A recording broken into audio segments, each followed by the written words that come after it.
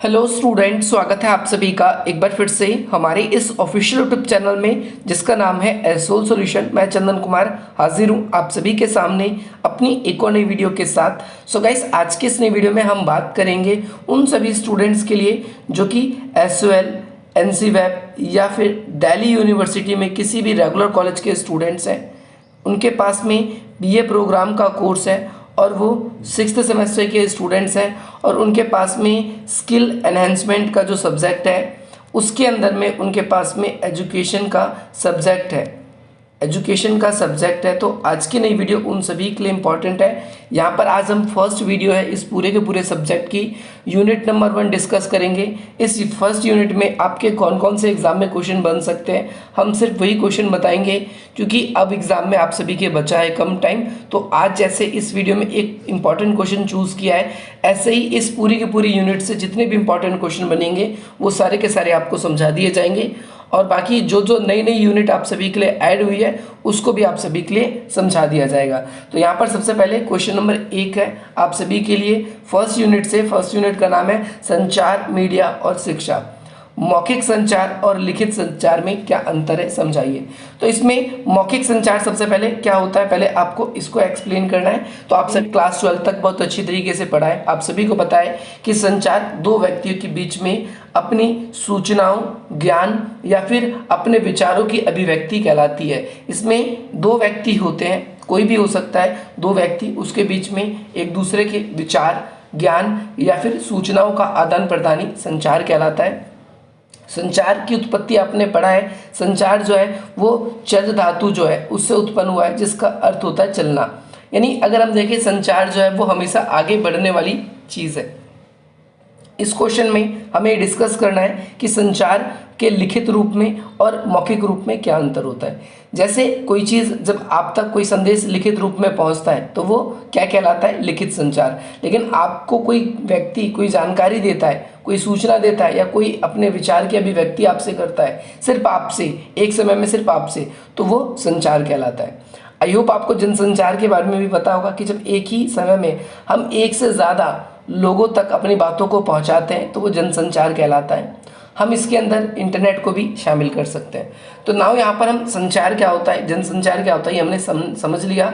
और संचार में हम पहले मौखिक संचार के बारे में बात करेंगे, फिर हम लिखित संचार के बारे में भी बात करेंगे।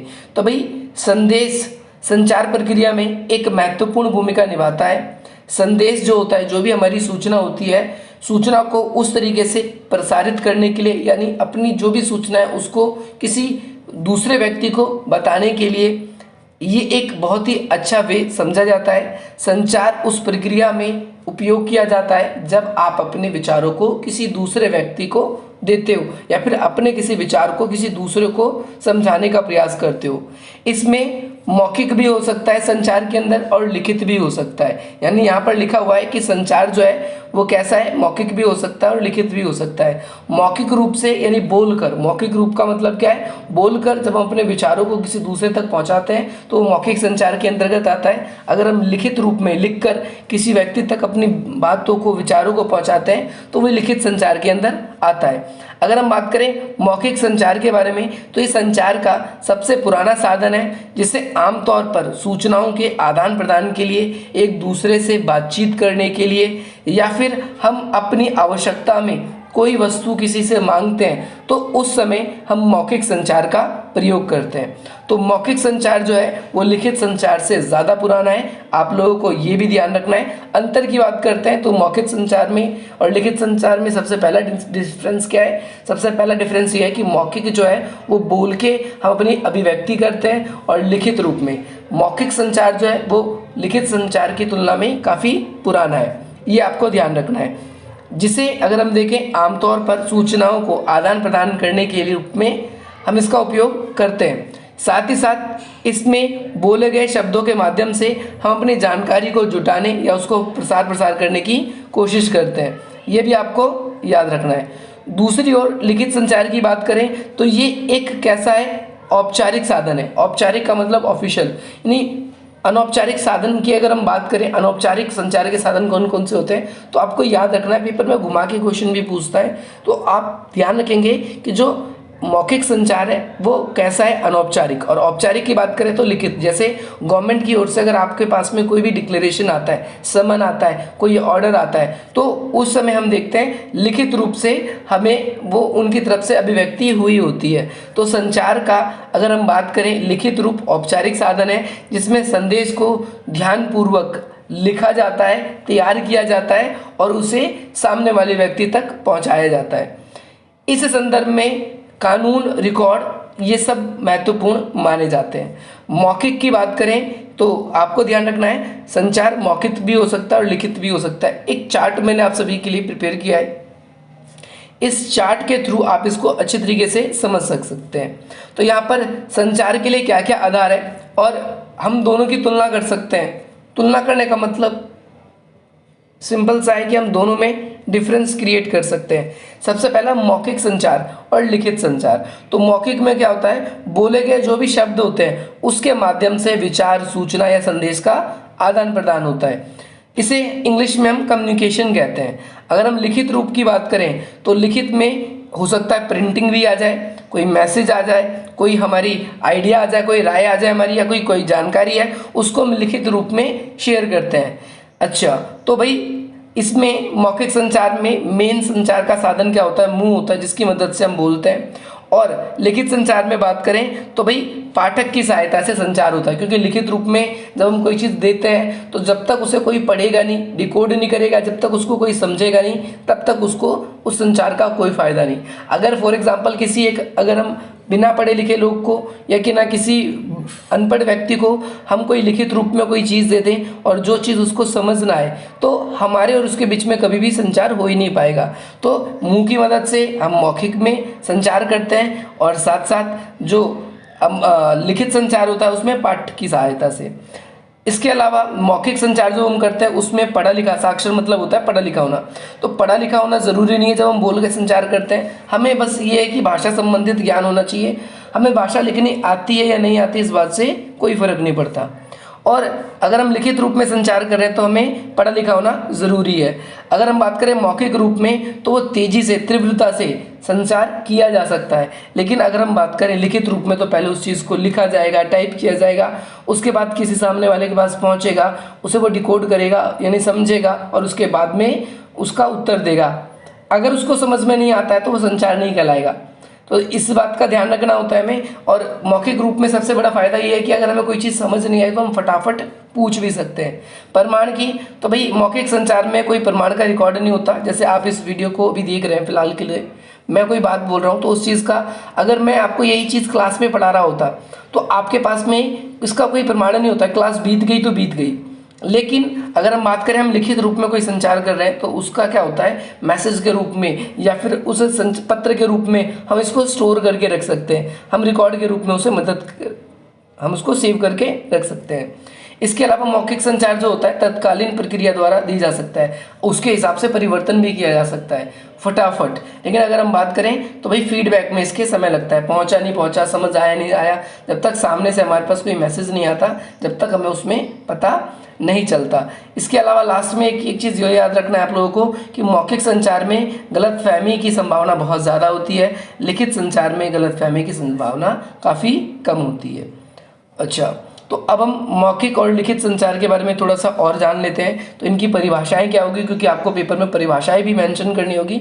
तो मौखिक संचार की परिभाषा की बात करें, मौखिक संचार बोले गए शब्दों के उपयोग के साथ साथ, ध्यान रखना है मौखिक क्या होता है कि बोले गए शब्दों का उपयोग के साथ साथ देने या प्राप्त करने की प्रक्रिया, यानी कोई भी आप अपने विचार को किसी दूसरे व्यक्ति तक समझा रहे हो तो इस पॉइंट के अंदर ये आता है कि आपने अपना जो भी शब्द बोला है वो उसको बोल तो दिया, आपने उपयोग तो कर दिया, लेकिन जब तक उसको वो सुनाई नहीं देगा जब तक वो संचार नहीं कहलाएगा। सूचना के त्वरित प्रसारण, त्वरित का मतलब है तेजी से, उसी समय बिल्कुल मिनटों में आपको पता चल जाता है कि वो मेरा सूचना पहुंचा या नहीं पहुंचा।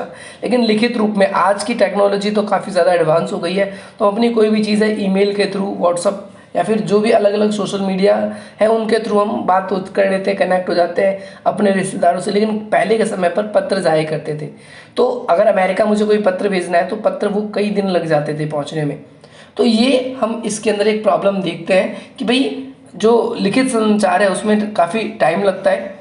साथ साथ दुनिया भर में संचार के साधन का अत्यधिक आज उपयोग होना शुरू हो गया है। मौखिक संचार या तो दो या दो से अधिक व्यक्तियों के बीच में प्रत्यक्ष वार्तालाप होती है। प्रत्यक्ष का मतलब है आमने सामने, आपको ध्यान रखना है, आमने सामने या एक दूसरे से किसी एक साधन के रूप में, जैसे मोबाइल फ़ोन से आप किसी एक व्यक्ति से ही बात कर रहे हो तो एक दूसरे से संचार कर रहे हो, लेकिन वो इलेक्ट्रॉन के अंदर जनसंचार के अंदर आता है। तो आपके लिए एक एग्जाम्पल था कि दो व्यक्ति प्रत्यक्ष रूप में वार्तालाप हो सकती है, जैसे आमने सामने का संचार, व्याख्यान संचार, बैठकों का संचार, सेमिनार हो सकता है, कोई सम्मेलन हो सकता है, जैसा कि मैंने आपको बताया। ये सब वो संचार है जो कि मौखिक संचार के उदाहरण है।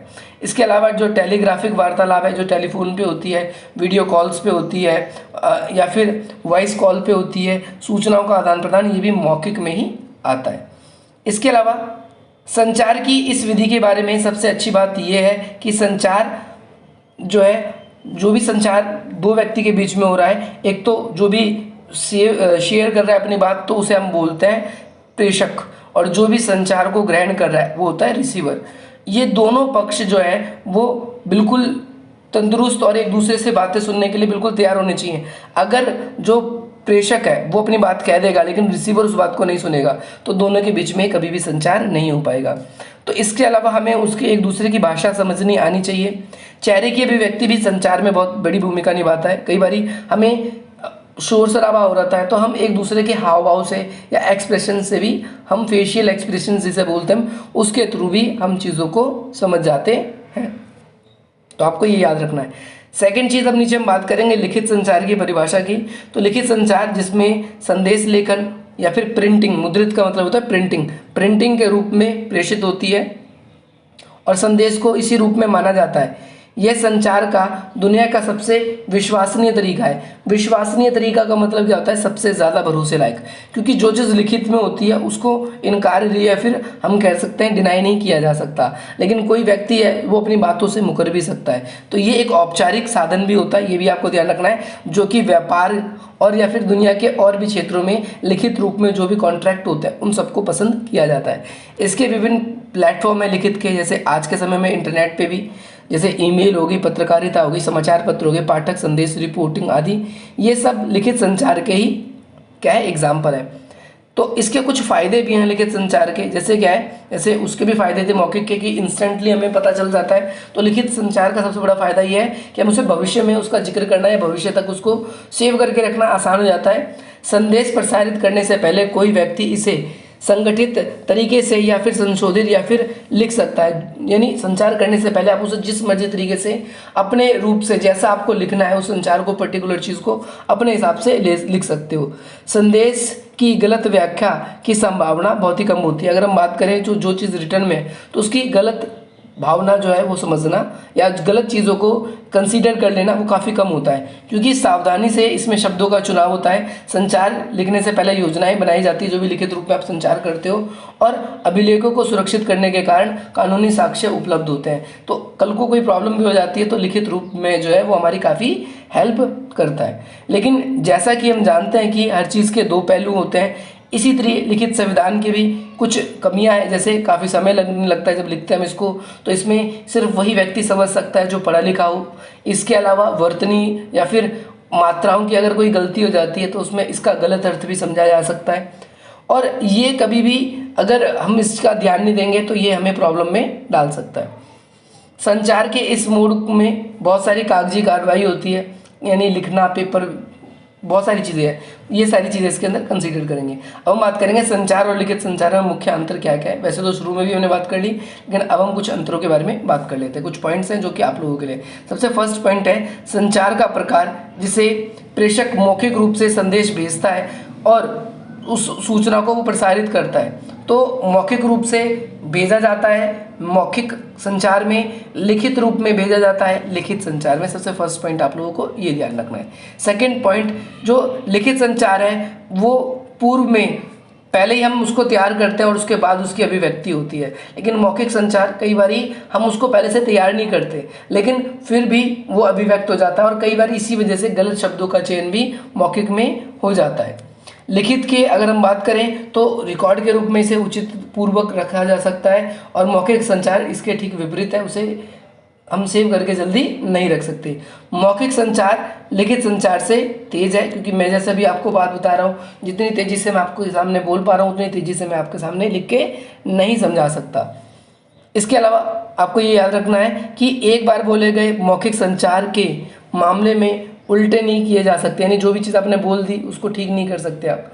आपने संचार कर दिया तो उसको कंसीडर करेगा, उसको समझेगा, या फिर आपकी बातों की एक गलत शब्दों का आपने चयन कर लिया तो आपकी छवि भी गलत पहुंच सकती है। लेकिन जो लिखित होता है उसके अंदर हम एक चीज़, एक बार इस पर्टिकुलर जो भी चीज़ हम अपनी बात को सामने वाले व्यक्ति तक पहुंचाना चाहते हैं उसको एक बार रिव्यू भी कर सकते हैं उसके अंदर।